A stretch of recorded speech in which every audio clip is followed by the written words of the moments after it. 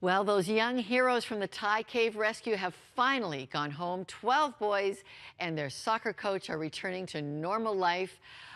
They did one media appearance in Chiang Rai yesterday, and that's supposed to be it. They're supposed to get back to living at home normally. We'll see about that. I'm joined right now by a Saskatchewan missionary, Kris Pagan, with the Victory Churches, who's a pastor right near that cave drama, the Tham Luang Cave operation. The world was fixed on that.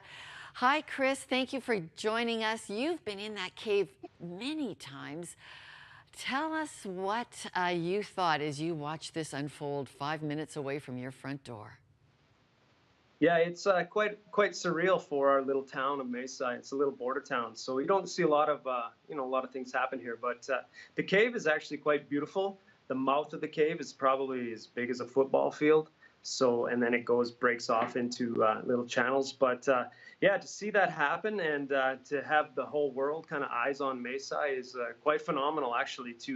You're downtown and you see a lot of these famous mainstream media news guys, these news celebrity kind of guys. You run into them in the coffee shops. Everybody's trying to get interviews.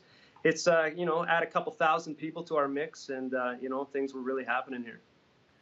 Okay, so you decided this needed a lot of prayer. Tell me what started to kick into place with care and prayer around this dramatic rescue. Well, initially we heard the first night that they were in there that the kids were stuck. So it was actually church. We had church that evening.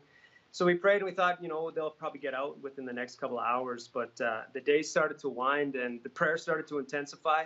It was, I think, gone about 4 or 5 days, 6 days. And then they called a citywide prayer in the city of Chiang Rai. So all the churches came together and prayed. We had people praying from all over the world, people that we knew, contacts through Facebook and things like that. Everybody was praying for these kids. It was quite everybody came together. It was quite neat. Well, because we didn't understand it, what what was at stake until day 9 here. I remember picking up the story. So you guys were already on this in the first 24 hours of the crisis. And how then did what happened as these heroes who are our rescue divers moved into place? Tell us what you know about that whole care for those divers. We had actually run into a lot of the rescue people, like in the town and at the coffee shops near the mountain. And a lot of them they came on their own, they paid their own way, and they were determined to get these kids out. So we had encouraged them. We said we're praying for you. A lot of them weren't even Christian, but they gladly accepted the prayer. And a lot of this, they were doing this on the assumption that the kids were still alive, and because they hadn't made contact for 10 days. So the hopes were very high, but I really do believe it was the prayer and just the people encouraging these workers, the other missionaries and the groups that we were behind them. The world was rooting for these rescue people. And we discovered a compassion thread all over this story. It began years ago when homeless, vulnerable children were taken in by religious organizations. Abdul by the Baptist pastor, then the orphaned Escapol, the coach. He was taken in by the monks when he was 10 years old. What can you tell us about faith community care in Thailand?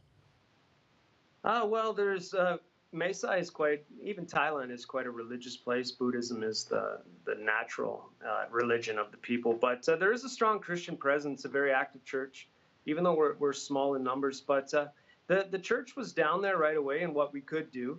I mean, the people that had access. I mean, there was thousands of people at the site, so it wasn't like a very conducive to go down there and be around the people all the time. But we had people down there. They were praying for the people, and the family of the one boy, Adun. He's a compassion child, and his parents were actually quite hopeful. They were actually encouraging the other parents not to give up, not to lose hope, and just to believe that God was going to get these kids out of here. And the church rallied together, and people just prayed without ceasing. And it was quite amazing when we heard that there was contact. I mean, we were so excited. People were crying, people were cheering. It was like like we won a championship or something. And what's your advice, your counsel now that life tries to go on as normal back in that small community and all of these children reintegrate into their local homes? Yeah, it's for like the size of our town, it's quite phenomenal now that the world is going to be their eyes. They know this place.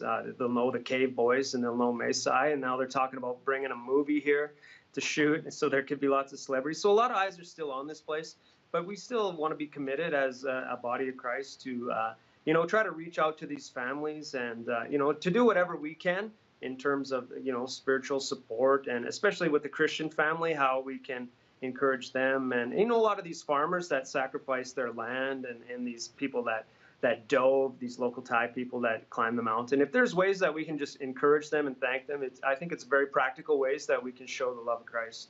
Well, thank you very much, Kris Pagan. And I think we can't help but remember to ask for prayer today, too, for that family of that Navy SEAL diver who died trying to save those boys. And the boys wept when they heard that tragedy, and they wrote letters to his family. And I know the Thai king has been very honoring, but it's a great, that's the one tragedy that happened amidst this amazing, heroic rescue. Thank you, Kris Pagan, right there, 5 minutes away from the mouth of that cave. Thank you very much, Kris Pagan. You're welcome.